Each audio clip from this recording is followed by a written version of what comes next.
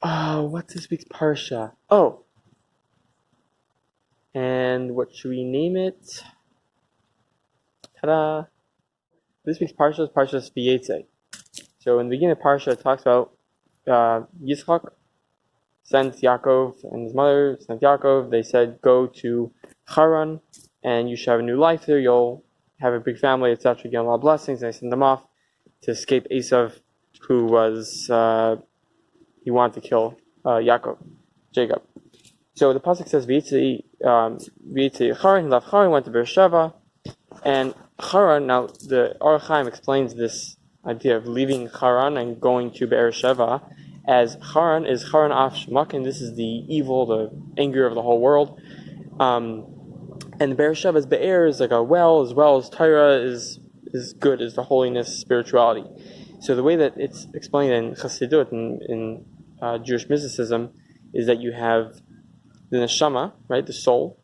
It comes from a place on high with God. It's one there. It's in its holy world. It's in its home, and it gets sent down into a body, into this physical world where godness is not revealed, and it's not a great thing. The point is, the Rashi says that when Yaakov left, or when a tzaddik, when a holy person leaves a city, so when they come to the city, they are the grandeur, the beauty of the city. Once they leave, the grandeur and all the beauty goes away with them.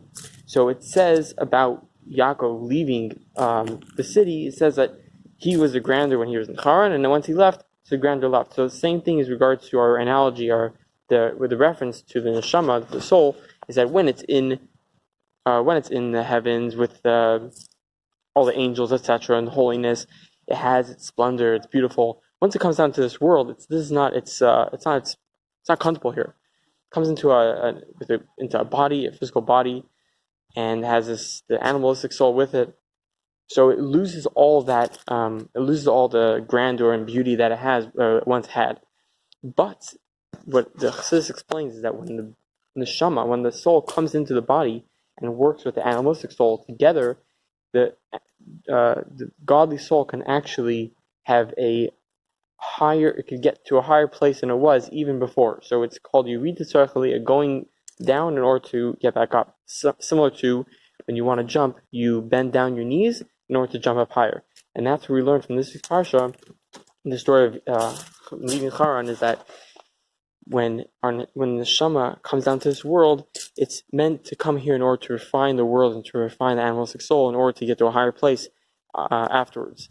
And that's the lesson for us, is that we have to know we are here for a mission.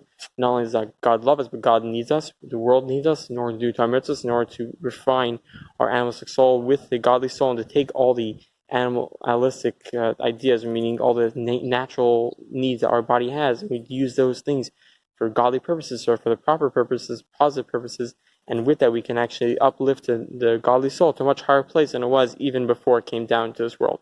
Thanks so much for watching. Please like and subscribe, and see you next time.